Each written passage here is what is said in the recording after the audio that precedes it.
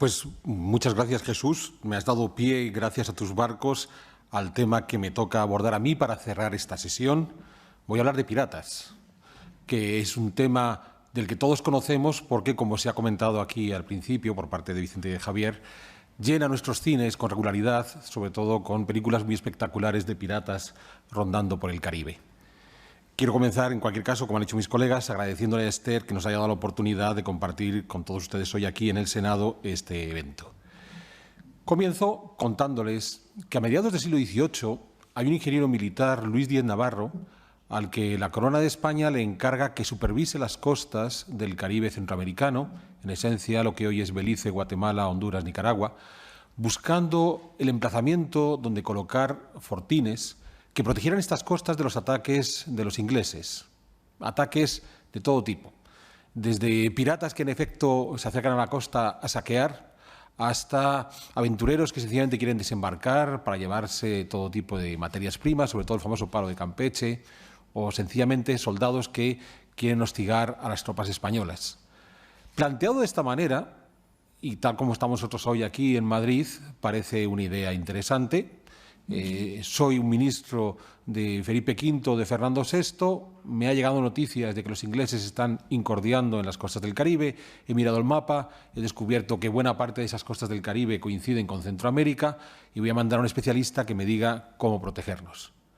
Cuando Díez Navarro visita el lugar, se sorprende de que esa visión idílica que se puede tener en España de es muy fácil, en este pedazo de costa ponga usted unos fortines y tenemos el problema resuelto, no era tan sencillo. Lo que Díez Navarro descubrió, y dejó largos informes porque era un escritor compulsivo, es que en ese lugar, en esas costas de Centroamérica, el Caribe, no se puede vivir, ni entonces ni ahora, es un lugar insufrible. Si han tenido ocasión de conocer esa parte del mundo, es un sitio muy caluroso, muy húmedo, lleno de mosquitos, por tanto con paludismo y todo tipo de enfermedades tropicales.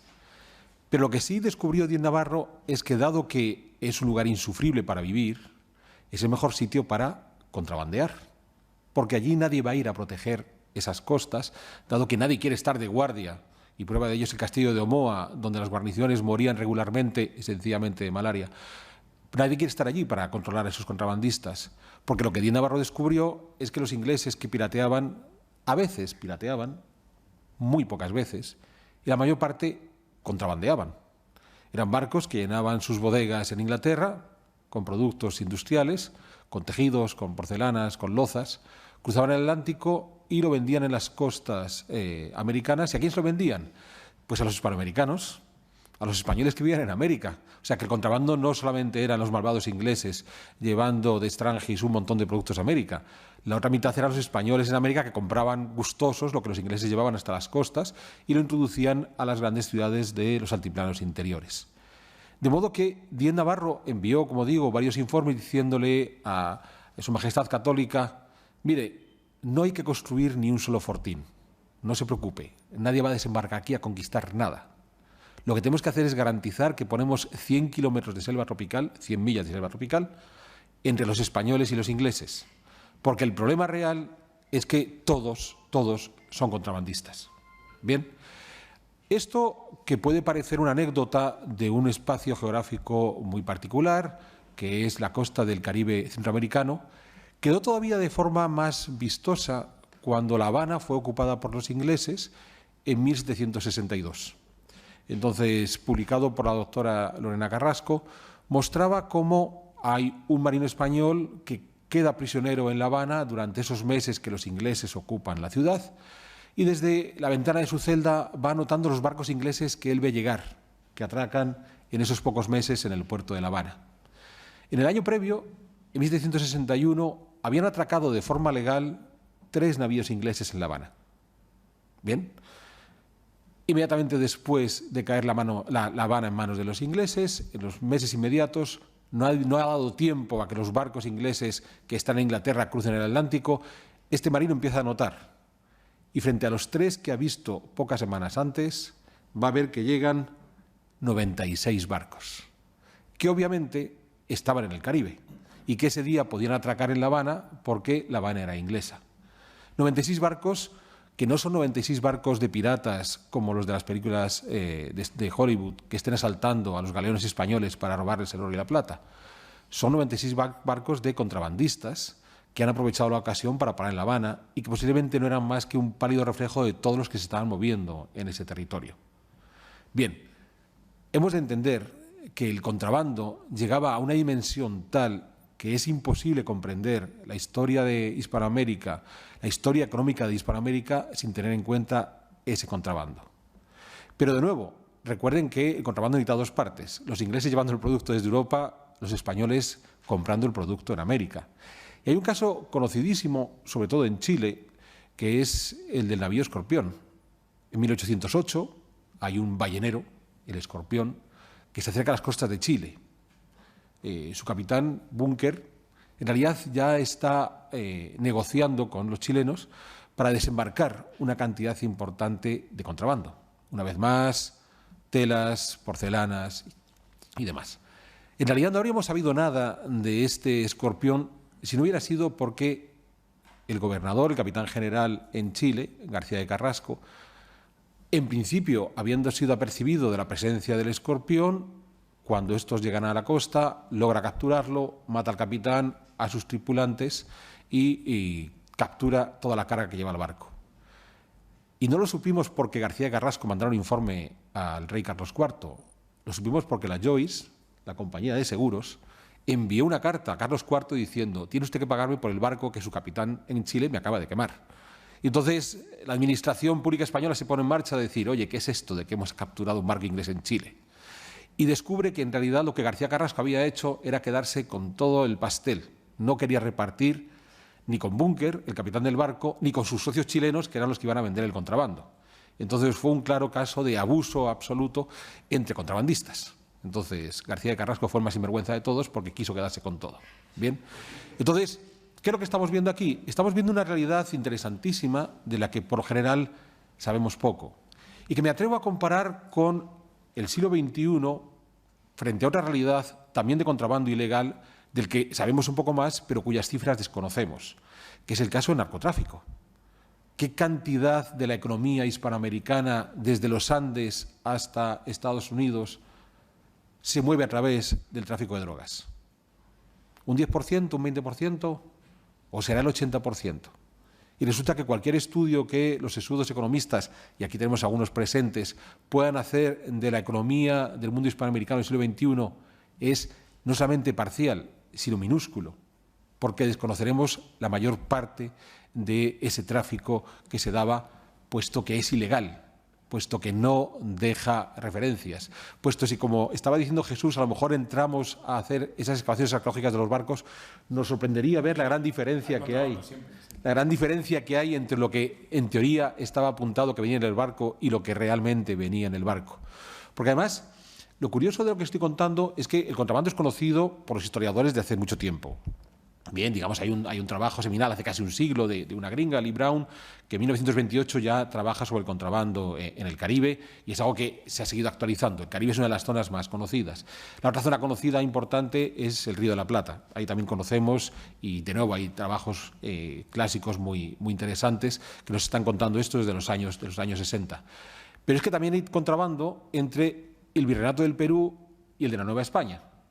Entonces, hay un producto simpaticísimo que es el pisco, seguro que muchos de ustedes han tenido el gusto de probarlo, bien, este vino que no fue un vino y se convirtió en otro licor, que los peruanos producen y que además se exportaba en unas ánforas muy particulares, con una forma alargada muy interesante que se llama pisco, la propia ánfora.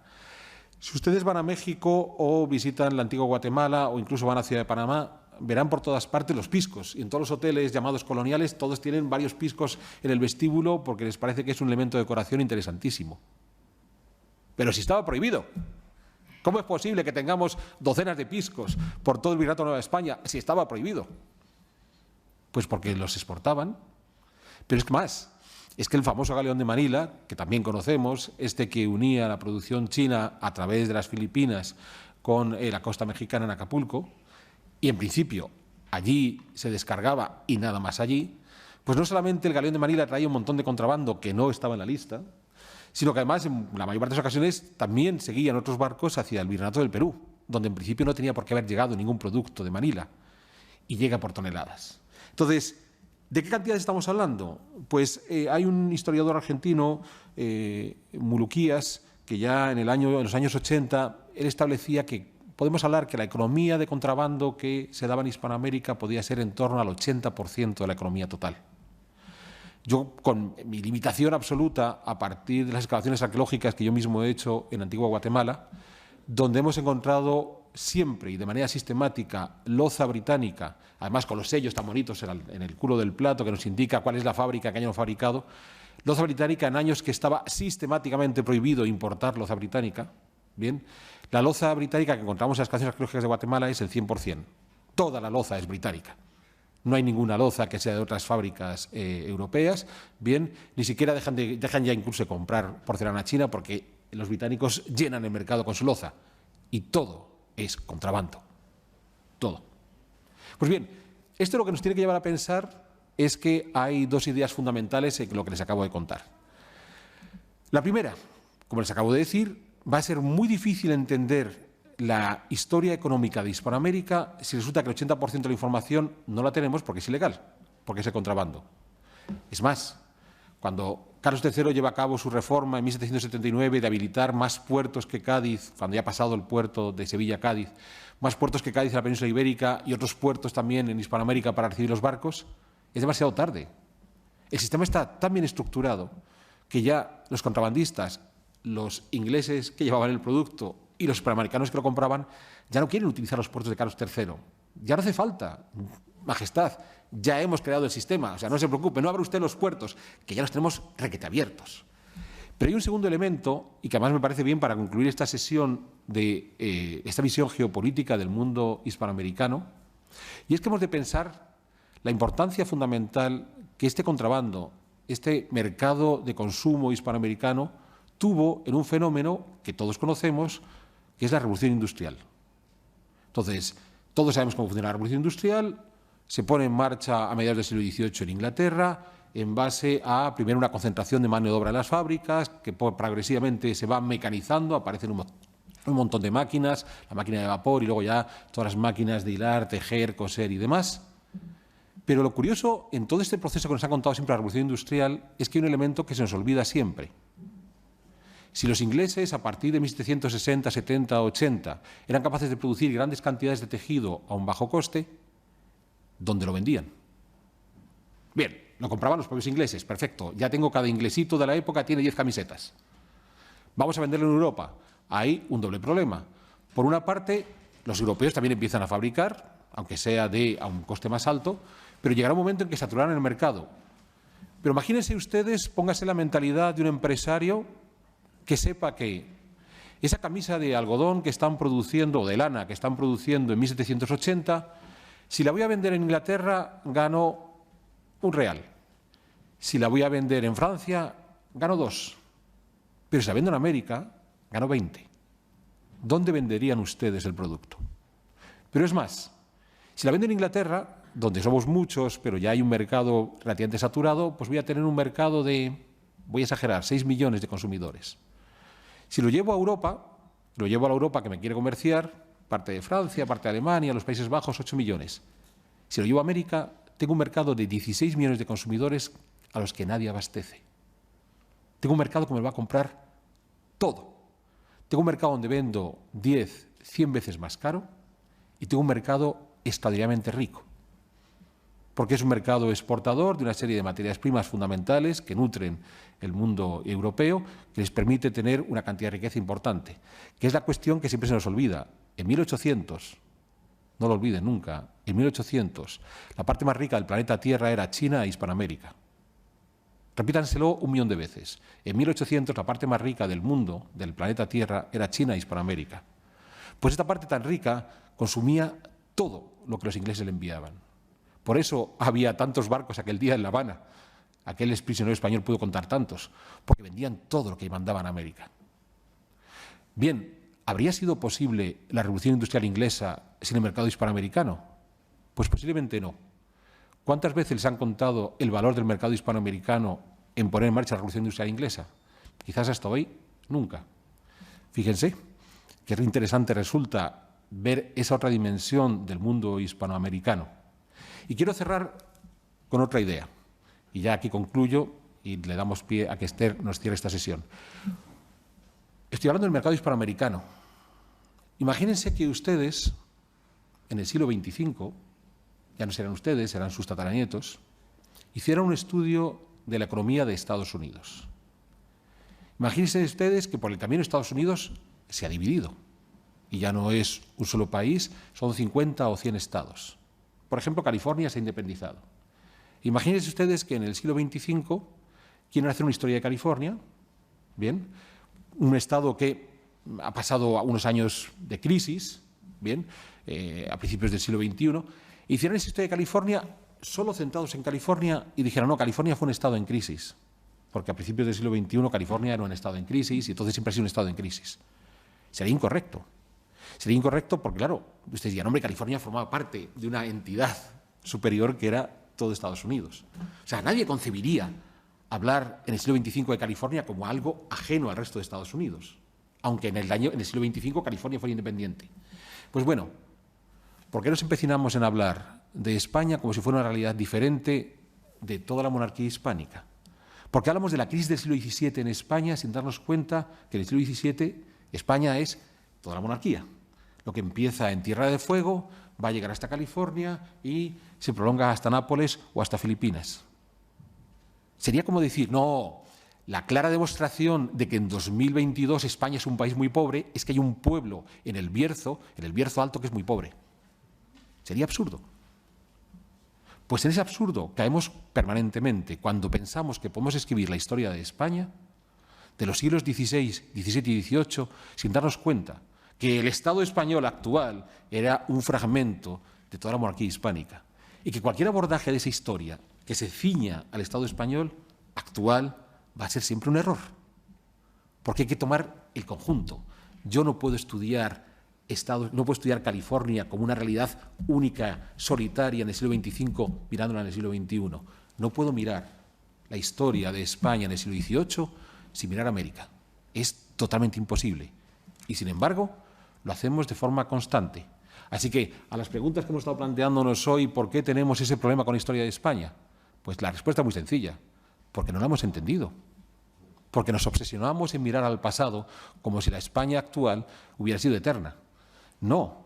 La España actual, recuérdenlo, cuando se producen las independencias a principios del siglo XIX y surgen una veintena de repúblicas en Hispanoamérica, surgió otro país más. O sea, no solamente apareció México, Guatemala, El Salvador, Nicaragua, Honduras, Colombia, Venezuela, también apareció España. Y piensen por un momento, imagínense que cuando llega Isabel II hubiera decidido cambiar el nombre del país y lo hubiera llamado, qué sé yo, Iberia. Y España se hubiera perdido como nombre. Y hubiéramos decidido hacer la historia de España como esa realidad política que para 1830, cuando ya se separa el Virreinato del Perú, desaparece. Tendríamos clarísimo que tenemos que estudiar todo el conjunto. No lo hacemos. Y mientras no seamos capaces de entender que es un conjunto, que no podemos ir parte por parte, seguiremos teniendo el problema que mis colegas han estado indicando hoy aquí, ¿por qué tenemos ese rechazo a la historia de España? Porque no sabemos cómo estudiarla. Gracias.